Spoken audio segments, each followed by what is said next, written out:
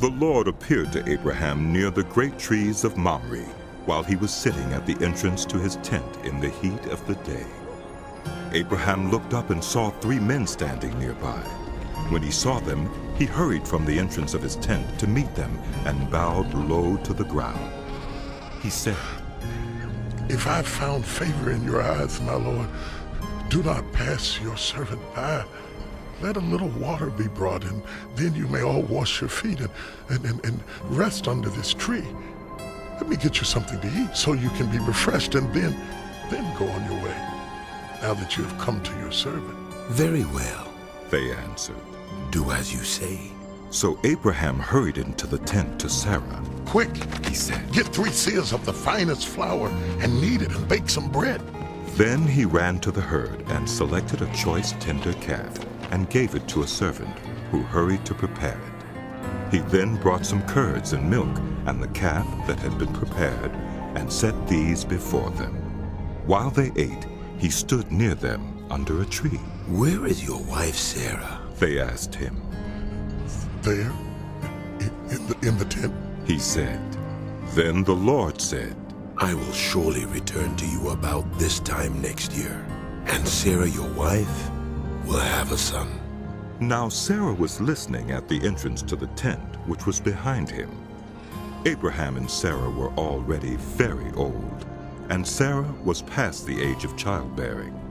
So Sarah laughed to herself as she thought, "After I am worn out and my Lord is old, will I now have this pleasure?" Then the Lord said to Abraham, Why did Sarah laugh and say, "Will I really have a child now that I am old? Is anything too hard for the Lord? I will return to you at the appointed time next year, and Sarah will have a son." Sarah was afraid, so she lied and said, I did not laugh. But he said, "Yes, you did laugh."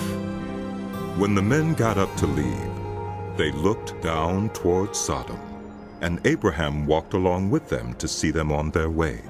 Then the Lord said, "Shall I hide from Abraham what I am about to do? Abraham will surely become a great and powerful nation, and all nations on earth will be blessed through him. For I have chosen him so that he will direct his children and his household after him to keep the way of the Lord by doing what is right and just, so that the Lord will bring about for Abraham what he has promised him." Then the Lord said, "The outcry against Sodom and Gomorrah is so great, and their sin so grievous, that I will go down and see if what they have done is as bad as the outcry that has reached me. If not, I will know."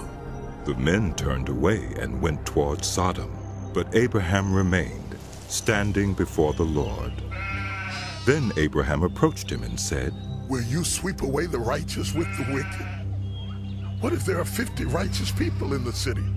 Will you really sweep it away and not spare the place for the sake of the 50 righteous people in it? Far be it from you to do such a thing.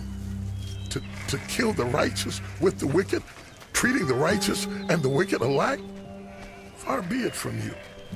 Will not the judge of all the earth do right?"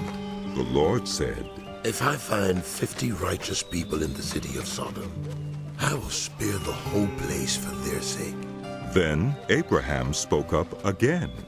"Now that I've been so bold as to speak to the Lord, though I'm nothing but dust and ashes, what if the number of the righteous is 5 less than 50?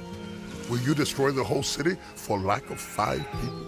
"If I find 45 there," he said, "I will not destroy it." Once again he spoke to him. "What if only 40 are found there?" He said, "For the sake of 40, I will not do it." Then he said, "May the Lord not be angry, but let me speak. What if only 30 can be found there?" He answered, "I will not do it if I find 30 there." Abraham said, "Now that I've been so bold as to speak to the Lord, what if only 20 can be found there?" He said, "For the sake of 20, I will not destroy it." Then he said, May the Lord not be angry, but let me speak just once more. What if only 10 can be found there? He answered, For the sake of 10, I will not destroy it. When the Lord had finished speaking with Abraham, he left, and Abraham returned